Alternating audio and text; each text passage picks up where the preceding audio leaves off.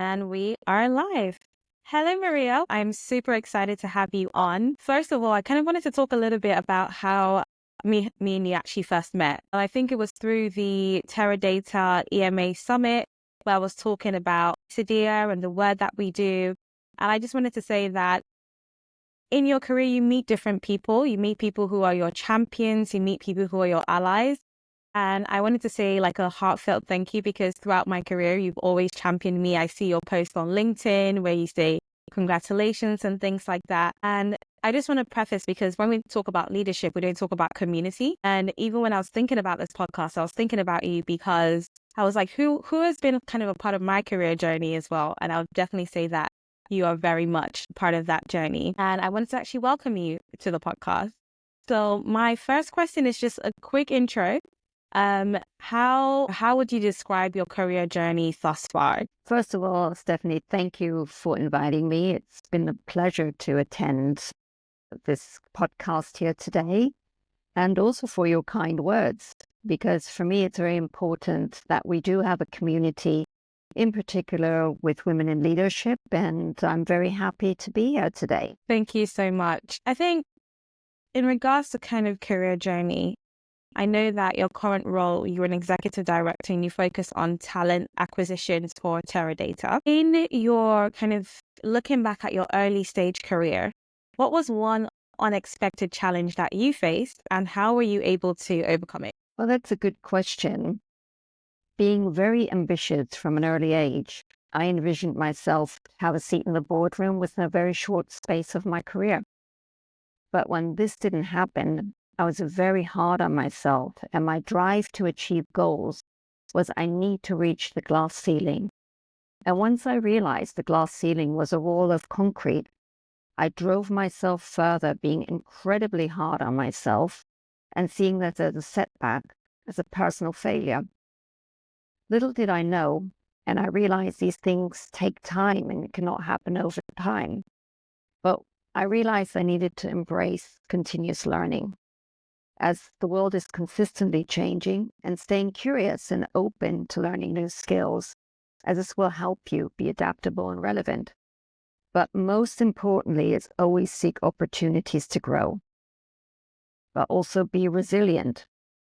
And don't be too hard on yourself like I was. Challenges and setbacks are inevitable, and how you respond to them can define your career. So stay positive and learn from experience and keep on moving. And another point, what I'd like to stretch on this is a strong network. Because as in the opening, what you said, relationships are key in any career. So connect with your peers, mentors, and industry professionals, as networks can open doors to new opportunities and provide support and guidance when you need it. I agree. And I think even you being on this podcast is just a testament of kind of the power of community, and I think the power of us supporting each other. And I think one thing that I like that you said is always learning. I think we live in such I think the age of information, they call it, where there's so much information out there for you to build your skills, for you to learn from other people, and almost in a way get a free pass on mentoring from learning from other people's kind of life stories and their career journey as well.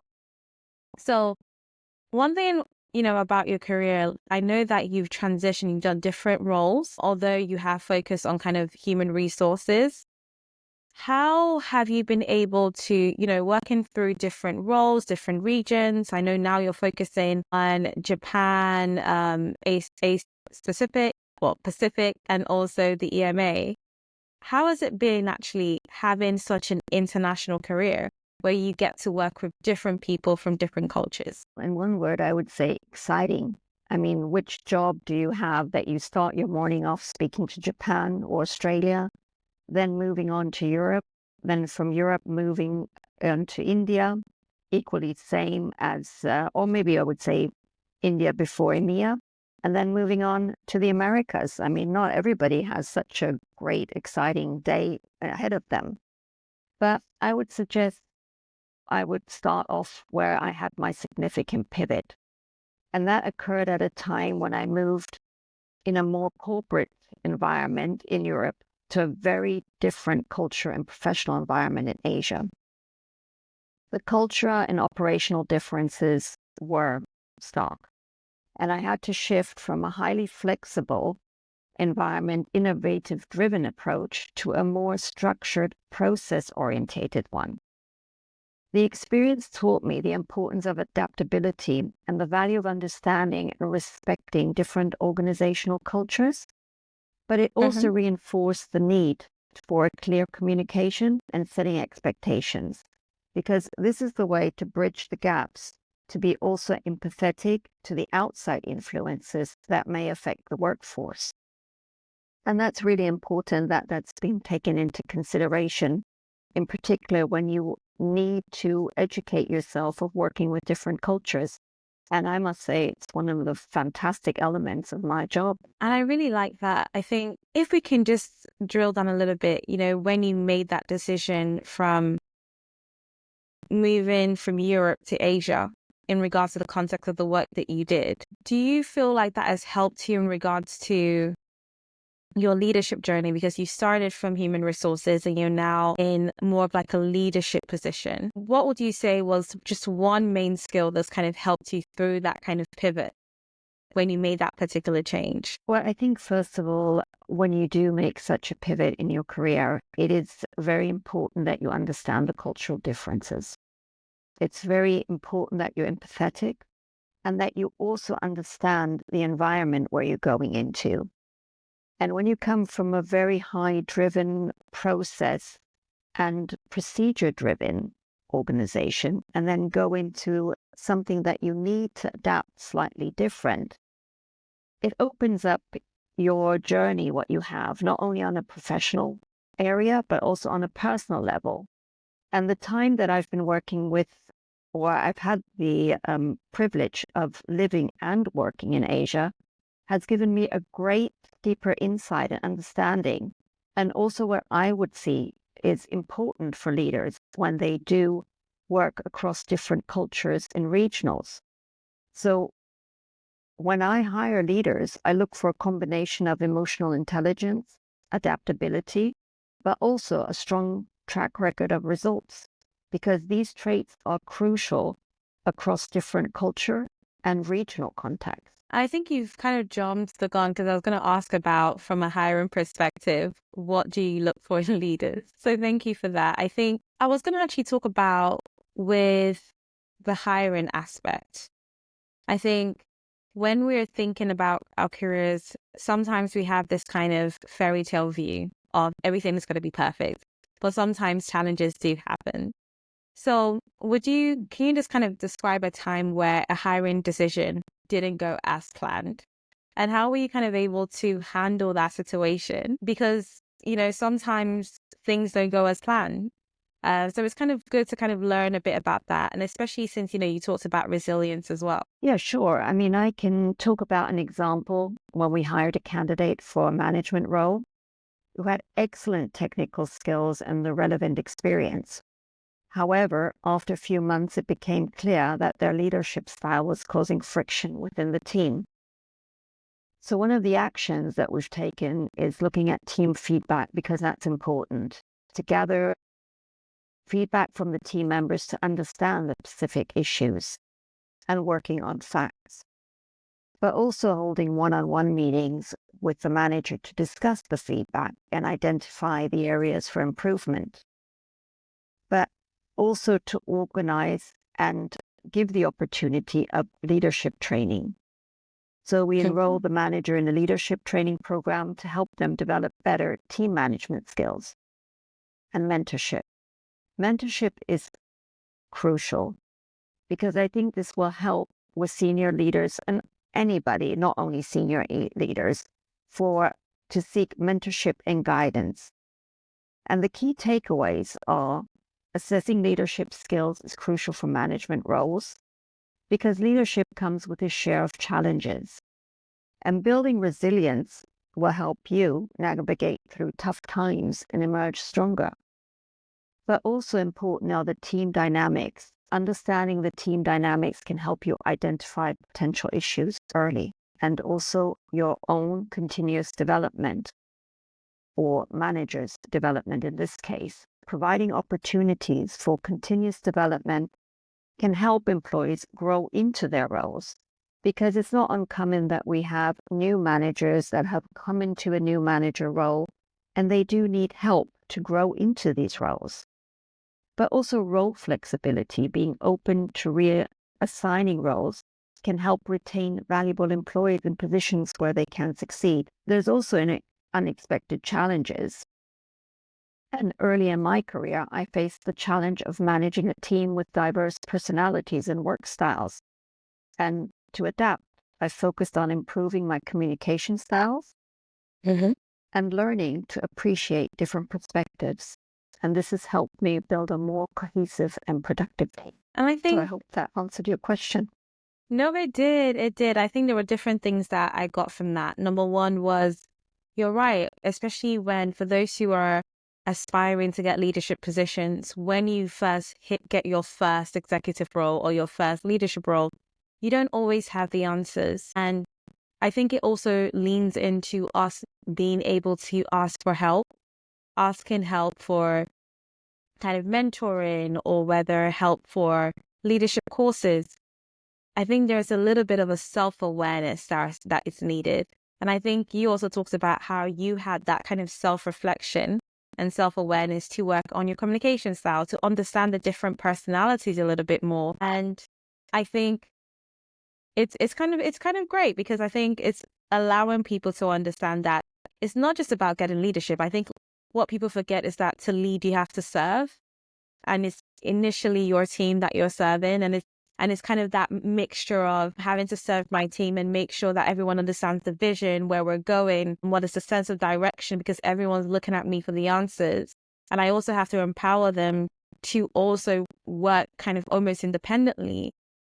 At the same time, you then have to do your own job. And then there's kind of like this vertical and horizontal aspect to it. So thank you so much for answering that question. I think there are so many bites that people can get from it. We talked about the soft skills, which are like the communication styles and people like understanding the teams that they're working with and that kind of stakeholder management. But I wanted to move a little bit forward to more of the hard skills, right? Especially in the world of talent acquisition. How do you strike the balance between kind of a data-driven recruitment process as well as kind of maintaining that human touch? Because we know that right now, AI is almost in everything. And that's correct. And it is a very relevant topic, like balancing data and the human touch. I believe using data is to inform decisions, but not replace human judgment. Data can highlight trends and patterns, but the human touch is crucial for understanding the nuances of each candidate and each potential fit. So I think balancing both are very beneficial when assessing talent that you wish to bring on board.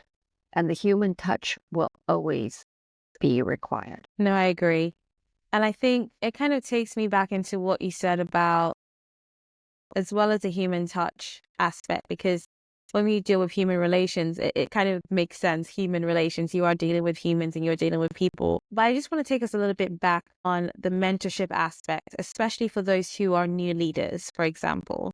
Can you share a story where mentorship has kind of played a critical role in your career progression, or how maybe now you mentor others as well? Sure. I think the role of mentorship is critical. I had a mentor, and I still have mentors up till today, but I had a mentor that once helped me navigate a complex career transition.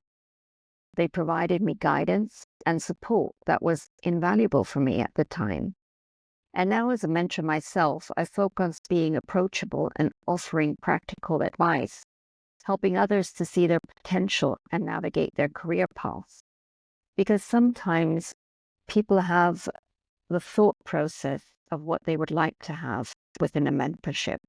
But I think it's also the onus on the mentor to see the potential and drive the potential, even if it's subconsciously during the whole mentoring sessions, because that will be beneficial for the individual and also the mentor in the long term. And it's always quite refreshing to see when you have mentored somebody, how their career has progressed over time. And that's always very rewarding for me. And I think I like that because it's a mixture of ensuring that, not that it's a mandatory, but I think it's good to highlight there is level of responsibilities, because a lot of people like to say, I brought myself here, but actually when we all look at our career journeys, so many people have taken part in different ways to kind of help us move up the ladder.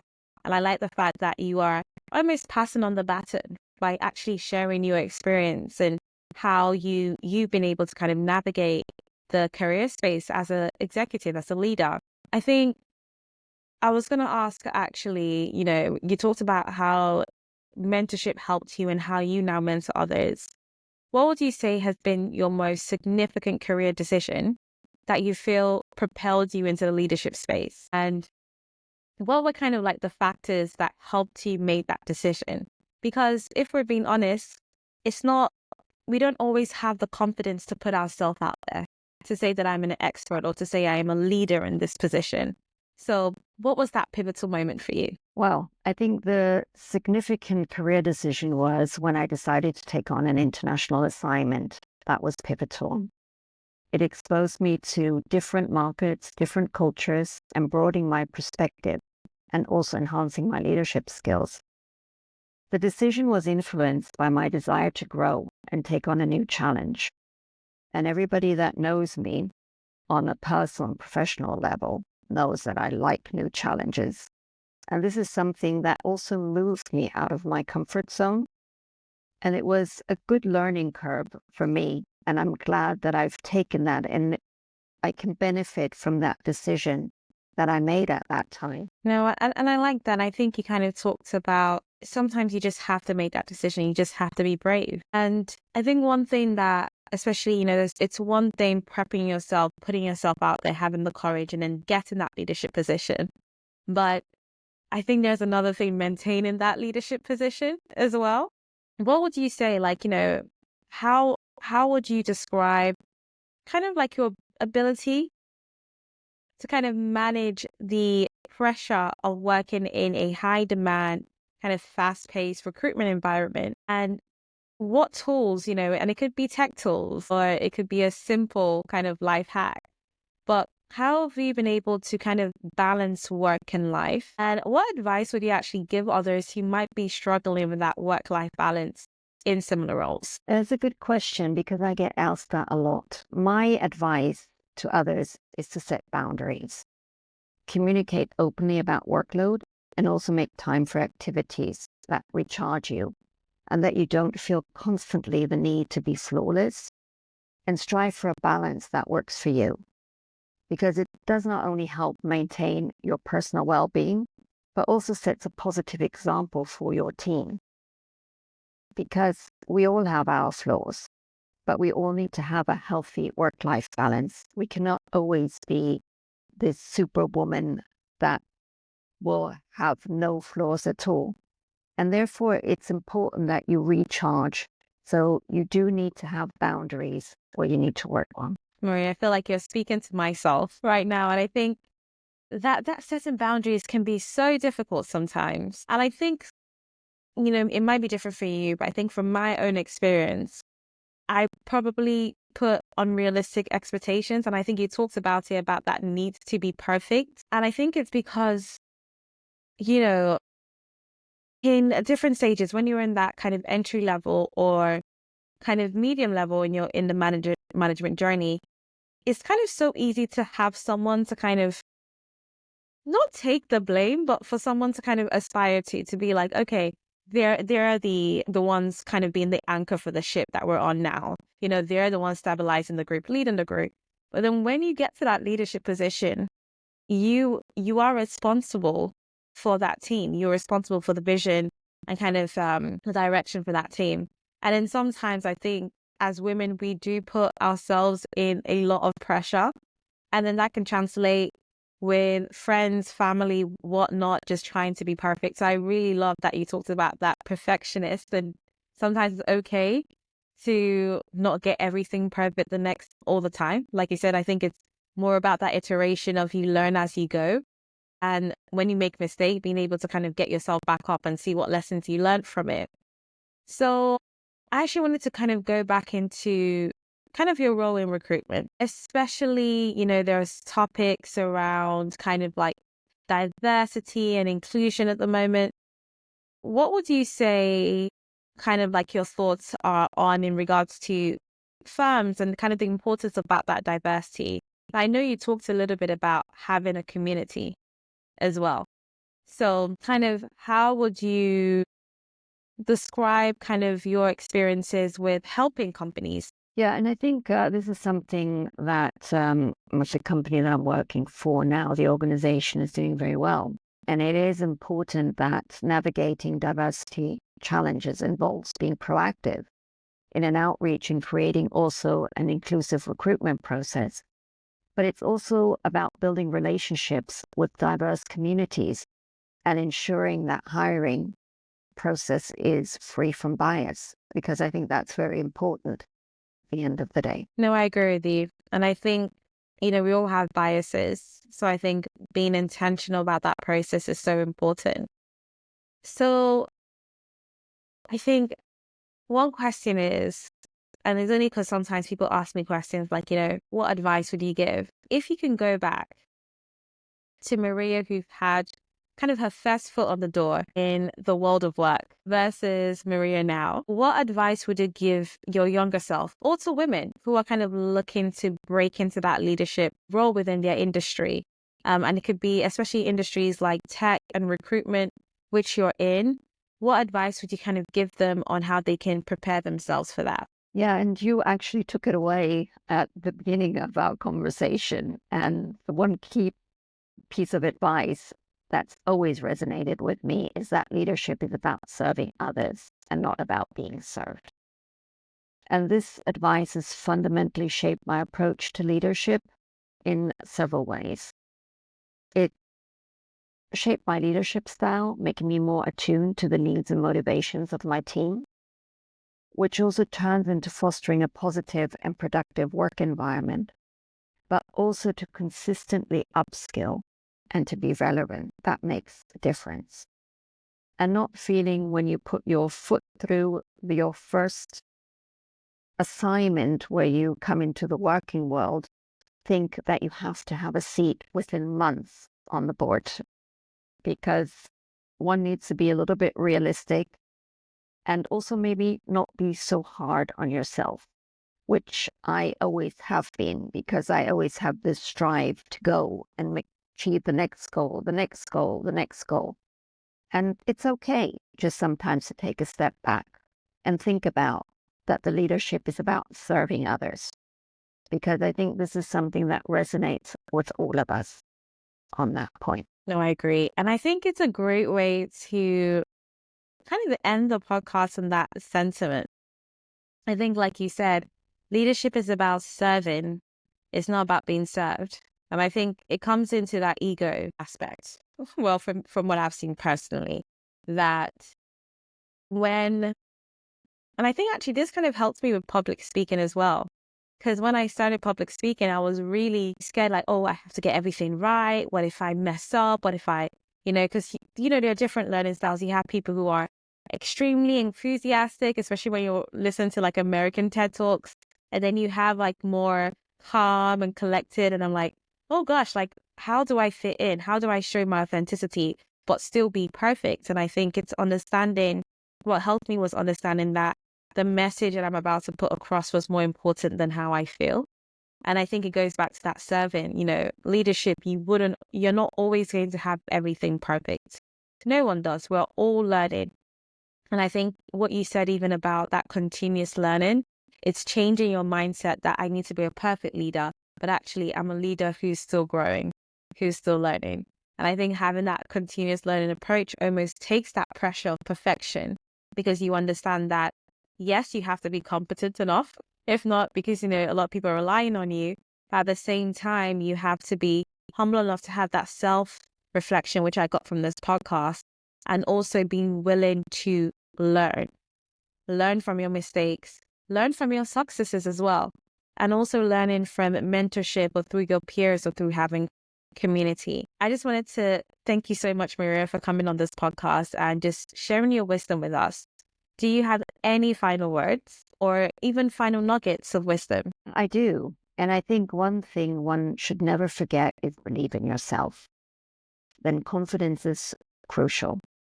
Trust in your abilities and take on challenges, even though if you don't feel you're completely ready. But also seek mentors and role models.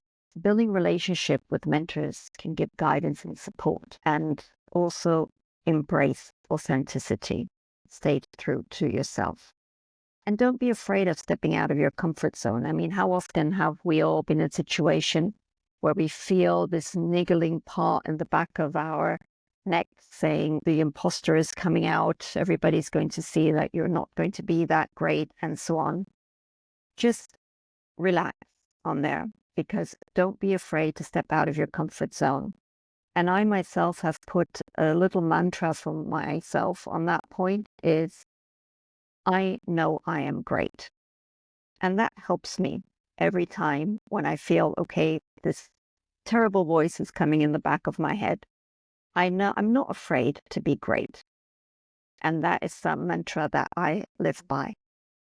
But also focus, as I mentioned before, on continuous learning. Always seek opportunities to learn and grow. And advocate for yourself and others. Speak about your achievements and advocate for other women in your organization, as this helps create a more inclusive and supportive environment. And leverage your unique perspectives. When women bring unique insights and perspective to leadership roles. We often excel in empathetic leadership and fostering collaborative environments, and use these strengths to build strong, cohesive teams. And never forget, believe in yourself. Thank you so much, Maria. I think what I loved about it was that I am great. And I think that's such a good affirmation. And I think it's a needed affirmation as well. I'm definitely going to write that down. I think you definitely give me a lot to consider. I just want to also thank anyone who's listening at the moment. Like Maria said, remember that you are great and also that you deserve a seat at the table. And for those who want to connect with us a little bit further, my name is Stephanie Timmy. I'm your host. Please do check LinkedIn and also Instagram, Afro Cherie, where this podcast will be posted. Definitely follow us on this journey because we're going to be connecting with other fantastic women like Maria and learning about their career journey and how you can have your own seat at the table. Thank you all, and I look forward to seeing you guys in the next episode.